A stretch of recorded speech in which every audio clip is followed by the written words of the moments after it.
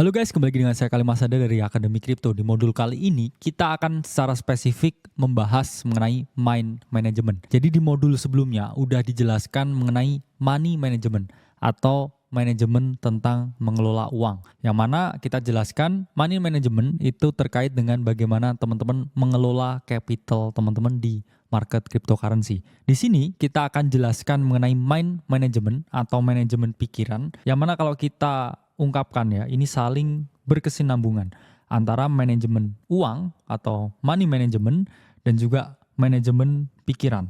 Karena pasti ketika money manajemennya ini udah benar, ini kita pikirannya itu juga pasti benar.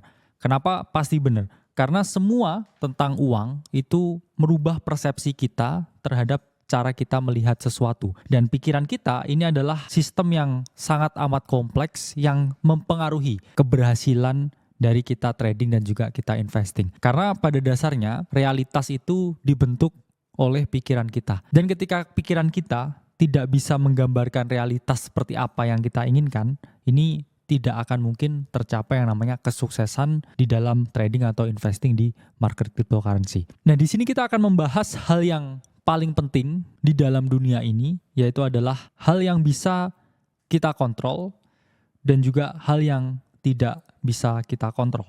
Jadi ini adalah controllable ya. Dan di sini adalah uncontrollable. Di mana hal-hal yang tidak bisa kita kontrol yaitu adalah market.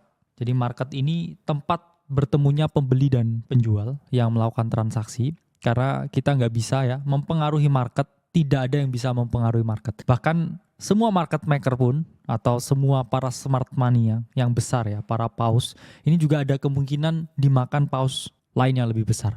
Atau bisa aja dia dimakan ikan-ikan kecil yang jumlahnya sangat banyak. Jadi di market itu tidak ada jaminan bahwa selalu menang atau selalu berhasil. Bahkan mereka yang punya uang yang unlimited pun ya menggerakkan market, misalkan Bitcoin sampai 1 juta US dollar. Lalu pertanyaannya, mereka mau jual ke siapa kalau semuanya udah naik? Pasti mereka ikan-ikan kecil yang di bawah ini pasti ya akan memperoleh keuntungan dan akhirnya memakan ya ikan besar ini ketika harganya udah naik. Jadi anggap saja market itu persis seperti game feeding frenzy. Ya, jadi ada ikan kecil yang mana dia memakan ikan yang lainnya supaya dia bisa menjadi lebih besar. Jadi analoginya itu market seperti itu. Jadi nggak ada yang namanya, oh saya punya uang tak terbatas, jadi saya bisa melakukan apapun di market. Itu nggak bisa. Karena market itu adalah tempat yang sangat adil. Bahkan kalau kita melihat Tesla dan Elon Musk, kurang duit apa, endingnya mereka tidak bisa merealisasikan keuntungan yang mereka miliki ketika mereka membeli Bitcoin.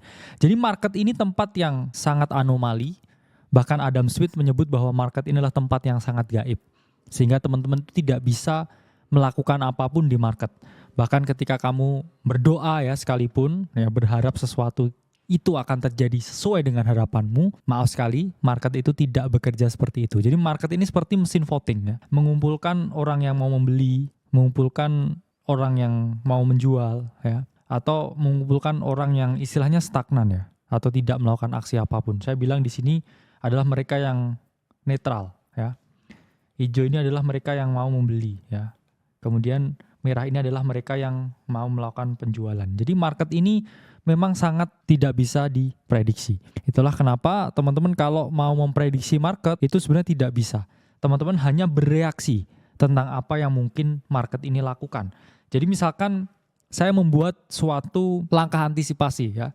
Kalau misalkan 7 bulan berturut-turut Bitcoin ini closing bullish ya. Ini seperti ini mungkin ya. Ini ada area. Nah, ini ada chance kita akan tembus dan melakukan price discovery. Secara probabilitas itu sangat mungkin. Tapi pasti ada 20% probabilitas yang mengatakan bahwa analisa saya ini bisa aja salah ya. Ada tingkat margin of error-nya 20% yang menyebabkan market ini bisa ya atau mungkin mengalami koreksi. Jadi saya membuat suatu langkah antisipasi ini bukan tentang saya memprediksi, oh ini market akan selalu naik, oh ini market akan turun. Tapi saya membuat langkah antisipasi. Oke, ini 7 bulan berturut-turut ini adalah bullish. Sehingga ada kemungkinan besar 80% kita shoot up ke atas dan melakukan price discovery. Tiba-tiba ada berita perang yang menyebabkan ini harga mengalami koreksi yang signifikan. Itu di luar kendali saya, tapi saya bilang ada 20%. Ini adalah margin of error atau kemungkinan market ini tidak mengalami kenaikan atau malah mengalami koreksi. ini saya akan membuat suatu langkah antisipasi. Kalau memang kejadiannya A, saya ini akan membeli Bitcoin dan hold ya sampai 90.000. Tapi kalau kejadiannya B yang terjadi, ini saya akan menjual sebagian, mungkin 50%, dan mungkin akan membeli lagi ketika Bitcoin ada di titik tertentu. Nah, pada dasarnya yang kita lakukan atau hal yang bisa kita kontrol itu bukan market, bukan hasilnya, bukan outputnya, tapi yang bisa kita kontrol itu adalah inputnya. Jadi apa aja yang tergolong dalam input ya. Ini satu adalah strategi dan kedua adalah mentalitas atau pikiran atau mind. Yang mana strategi ini ya, ini sayangnya hanya 20%. Trading dan juga investing itu 80%-nya itu adalah psikologi ya atau pikiran. Yang mana mind ini bisa dibagi lagi ke dalam 3 hal, yaitu adalah sebelum dan kemudian di saat dan setelah ya melakukan suatu investasi. Jadi sebelum teman-teman melakukan investasi, ketika atau di saat teman-teman melakukan investasi, dan setelah teman-teman melakukan investasi, itu harus dilakukan suatu mind management yang khusus. Apa aja mind management yang khusus? Ini pertama kita akan bahas sebelum melakukan investasi. Pertama teman-teman harus tentukan tujuan. Ini yang paling penting. Tujuanmu kamu masuk ke market ini pengen apa? Apakah pengen mencari kekayaan sebanyak-banyaknya? Apakah kamu di sini ingin mempertahankan kekayaan yang kamu miliki? Misalkan kamu udah kaya. Atau ketiga, kamu cuma pengen seneng-seneng, asik-asik, eksplorasi suatu hobi baru. Ya, jadi ketika di awal ini kamu mau investasi, udah nggak dapat mind manajemennya ketika kamu, saya lihat PPU Aceh keren, saya mau berpartisipasi.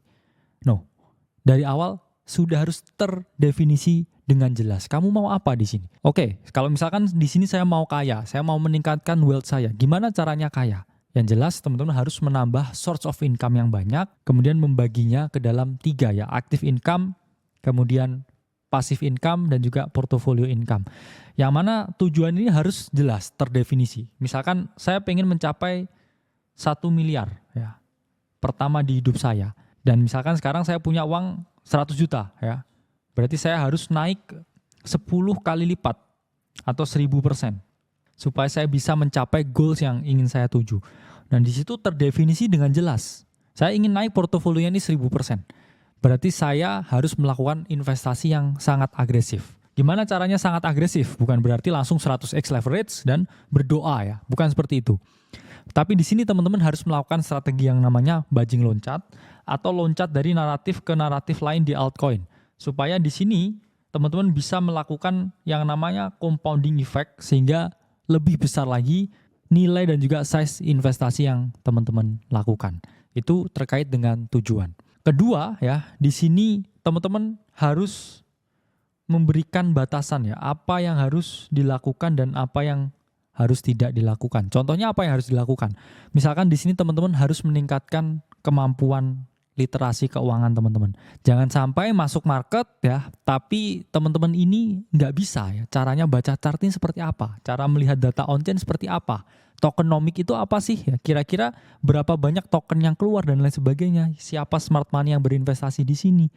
Itu adalah hal-hal yang harus teman-teman ketahui. Tapi ada juga ya hal-hal yang memang nggak harus teman-teman ketahui. Misalkan teknisnya exchange seperti apa ya, atau misalkan di dalam protokol kripto blockchain itu seperti apa, itu sangat jauh. Sehingga ada hal yang harus teman-teman pahami dan ada hal yang harus teman-teman batasi. Kalau teman-teman di sini pengennya mau untung, ya pelajari apa yang bisa memberikan keuntungan ke teman-teman. Jadi buat batasan di sini.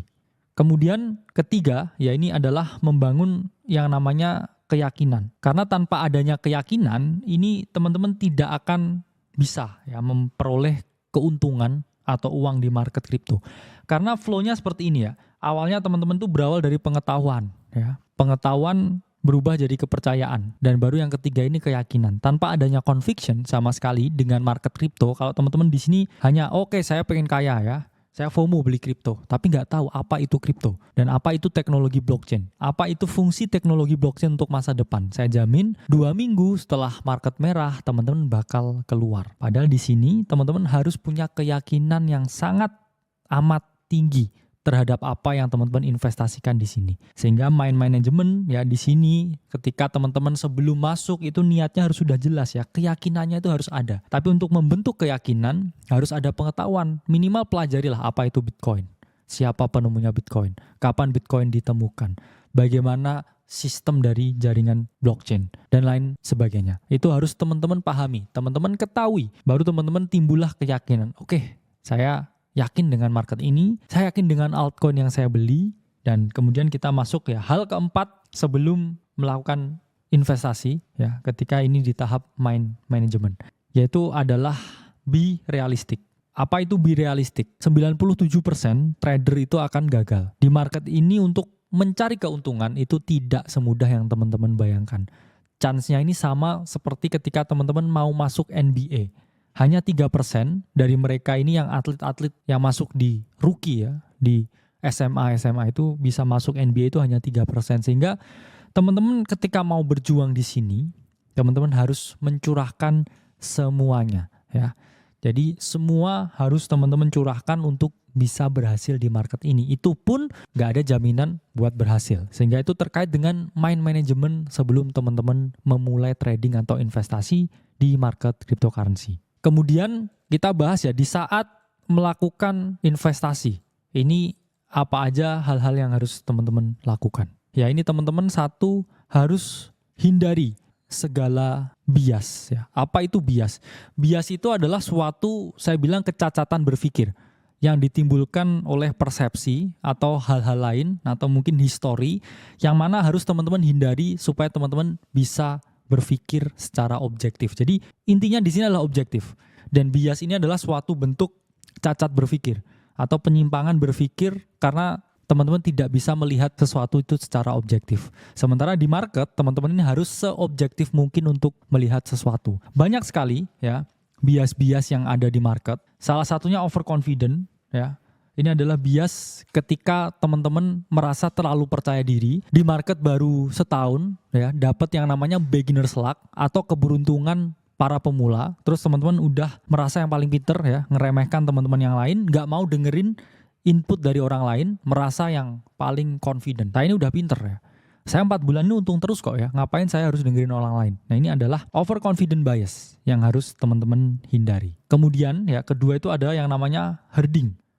Herding ini apa sih? Herding ini istilahnya FOMO atau kebiasaan untuk mengikuti apa yang dilakukan oleh orang lain. Jadi misalkan ya, oh ini semua beli Dogecoin nih, saya harus beli Dogecoin.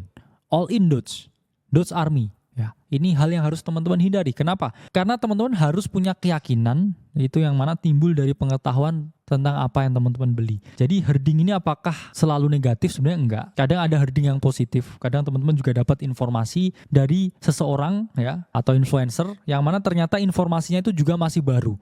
Ya, sehingga herding ini tidak selamanya buruk, tapi yang paling buruk ini adalah ketika teman-teman herding atau FOMO terhadap sesuatu yang tidak teman-teman ketahui sama sekali. Jadi misalkan ada meme koin ABCZ, ya terus habis itu teman-teman beli ya koin ABCZ Inu itu misalkan. Itu adalah herding yang harus teman-teman hindari. Dan terakhir, bias yang paling berbahaya ini adalah mental accounting. Apa itu mental accounting bias? Yaitu adalah bias di mana teman-teman ini melihat ya bahwa investasi ini nilainya secara nominal berapa dan bisa untuk apa ya. Ini adalah kesalahan yang harus teman-teman hindari. Misalkan teman-teman, wah saya profit nih, seneng ya, naik 100 juta, ini bisa saya belikan mobil baru. Atau misalkan tiba-tiba ketika turun, wah turun nih ya 50 juta, harusnya duitnya bisa buat beli ini, buat beli itu ya. Ketika itu menyerang teman-teman, itu teman-teman harus hindari. Kenapa? Karena kalau enggak teman-teman hindari, teman-teman itu enggak akan bisa berprogres. Karena semuanya ini dinilai dengan ini bisa dibeliin apa di luar sana. Kalau teman-teman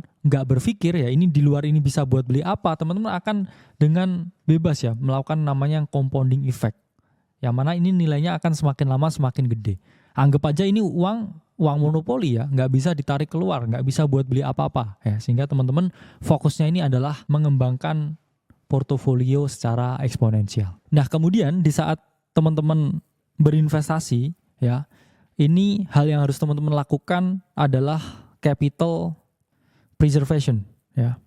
Atau modal ini harus tetap dipertahankan ya. Itulah mengapa kalau teman-teman portofolionya ini grow ya, ini jangan teman-teman lakukan yang namanya cash out ya ketika dia lagi naik ya. Jadi jangan cash out terus kemudian uangnya teman-teman keluarkan ya untuk bangun usaha atau misalkan untuk kebutuhan sehari-hari bahkan kebutuhan tersier, biarkan ya dia terus bertumbuh dan berkembang nilainya. Yang mana mungkin ya teman-teman udah mau cash out nih, ini udah mau cycle-nya mau turun nih, mau seperti ini Bitcoin. Waktunya saya cash out. Nah, ketika cash out, ya teman-teman coba deh uangnya ini di sidelining dulu, ya. Jangan dialokasikan ke bisnis lain, ya atau buat barang-barang tersier, tapi kamu sidelining dulu. Nanti ya ketika market ini mau bergerak lagi, ya ini kamu bisa deploy your capital di sini. Jadi salah satu hal yang menarik ya yang saya ketahui di market ini adalah teman-teman jangan ya asal tiba-tiba cash out ya, buat kebutuhan-kebutuhan yang lain tiba-tiba cash out beli mobil ternyata cycle-nya ini masih ada 6 bulan lagi ya. Opportunity cost-nya uangnya ini masih di dalam market dengan uangnya ini keluar di market ya yang mana kamu memutus rantainya ini ya atau chain-nya ini terputus. Padahal compounding itu hal yang paling penting itu adalah satu ya ini adalah nggak pernah keputus. Tapi kalau teman-teman nggak fokus di tengah jalan, terus kemudian teman-teman fokusnya hilang, bahkan dilepas ya rantainya ini putus, teman-teman nggak akan pernah bisa melakukan apa yang namanya compounding effect. Jadi pahami bahwa cash flow di portfolio income ini khusus untuk mengembangkan portofolio. Jangan cash flow ya dari portfolio income ya, terus habis itu teman-teman buat kebutuhan-kebutuhan lain ya, atau bahkan untuk secondary income. Atau bahkan untuk kebutuhan sehari-hari yang harusnya di-cover oleh active income. Jadi jangan mundur ke belakang ya, tapi teman-teman terus ya compoundingkan supaya nilainya ini terus bertambah. Nah, ketika teman-teman di sini berinvestasi, hal ketiga yang harus teman-teman lakukannya adalah lihat diri sendiri. Apa maksudnya lihat diri sendiri? Investasi atau trading itu adalah permainan you versus you ya. Artinya kamu hanya bisa membandingkan dengan dirimu yang kemarin. Jangan membandingkan dirimu dengan orang lain. Kenapa demikian? Karena orang ini startnya berbeda-beda. Mungkin kamu startnya di sini, ya, naik ke sini. Ini progression. Tapi mungkin udah ada orang yang udah di titik ini. Misalkan kamu punya profit 100 juta nih. Wah, saya bangga dengan profit saya. Saya profit 100 juta. Terus tiba-tiba ada orang di Twitter yang post PNL 10 miliar. Pasti teman-teman, wah ini saya aja profit 100 juta ini udah sulit banget ya mencapai 100 juta. Ini kok ada orang yang udah sampai 10 miliar. Ini 1% dari yang orang itu punya. Ya, itu kemudian teman-teman merasa kecil, merasa minder, akhirnya udah merasa ini sia-sia. Padahal kamu nggak tahu, misalkan orang itu jangan-jangan bahkan mulainya lebih kecil dari kamu, mungkin 10 juta. Tapi dia udah mulai ini mungkin 20 tahun yang lalu. Ya. Ada time gap 20 tahun yang lalu. Sementara kamu baru 2 bulan di sini. Apa yang mau kamu bandingkan? Nggak ada. Ya. Terus kamu menyesal, oh harusnya saya mulai 20 tahun yang lalu, harusnya saya beli Bitcoin 2013. Nasi sudah menjadi bubur, ya mari kita lihat ke depan, fokus ke diri sendiri, jangan lihat orang lain kalau kamu mau berkembang secara pesat. Terakhir, kita akan membahas mind management atau manajemen pikiran setelah melakukan investasi. Pertama, teman-teman harus bersyukur, ya. Apa maksudnya bersyukur? Seperti yang saya jelaskan di poin sebelumnya, ada yang orang bersyukur dengan 100 juta, ada yang menurut mereka 10 miliar itu kecil. Jadi apapun di market itu asal nggak rugi, itu harus kita syukuri. Besar kecil profit yang kita peroleh itu jauh lebih baik ya daripada loss yang kita peroleh. Sehingga di sini teman-teman harus memahami ya, bersyukur itu adalah segalanya. Dan membandingkan dengan orang lain, yaitu nggak pas. Ya. Apalagi ini lanjut ke poin kedua ya. Ketika teman-teman udah bersyukur, teman-teman terhindar dari yang namanya revenge atau balas dendam. Ya, istilahnya biar revenge trading ya atau revenge investing. Ini adalah keadaan ketika teman-teman ini sebenarnya udah merasa cukup ya. Oh, saya ini profit 100 juta misalkan. Ini cukup lah ya. Bisa buat hidup 1 tahun misalkan dari profit. Atau misalkan nggak buat hidup ya, tapi bisa saya compoundingkan lagi. Lebih gede lagi. Oh, ini udah lumayan kan, 100 juta itu udah kayak gaji manajer di level atas. Terus kemudian teman-teman lihat tadi, orang yang PNL-nya 10 miliar tadi. Terus habis itu ngiri. Ya, orang ini kok bisa mencapai 10 miliar ya? Ini saya hanya 1% dari 10 miliar. Oh gimana kalau ini saya leverage-kan? Saya leverage semuanya, leverage 100 kali lipat. Ini kalau saya naik dikit aja ya marketnya, ini saya bisa mencapai angka ini. Minimal 10% dari angka ini. Nah itu nggak boleh teman-teman lakukan. Ini yang namanya revenge trading atau revenge investing ketika kita merasa tidak cukup dengan apa yang kita miliki. Sehingga intinya jangan membandingkan ya, bersyukur terus menghindari revenge trading atau revenge investing. Ini contohnya kalau teman-teman abusing the leverage. Tapi kalau teman-teman mikir dengan konsep yang sama, wah ini gimana? Ini ada koin baru ya. Ini baru listing ya. Ini katanya bisa jadi the next ini ya. The next Shiba Inu. Terus kemudian apa yang teman-teman lakukan? Uangnya 100 juta ini teman-teman all in kan 100% ya ke koin ticker baru gitu ya, Inu gitu. Berharap nanti kalau jadi Shiba Inu ya, ini saya misalkan naik puluhan ribu %, saya bisa ke angka 10 miliar itu.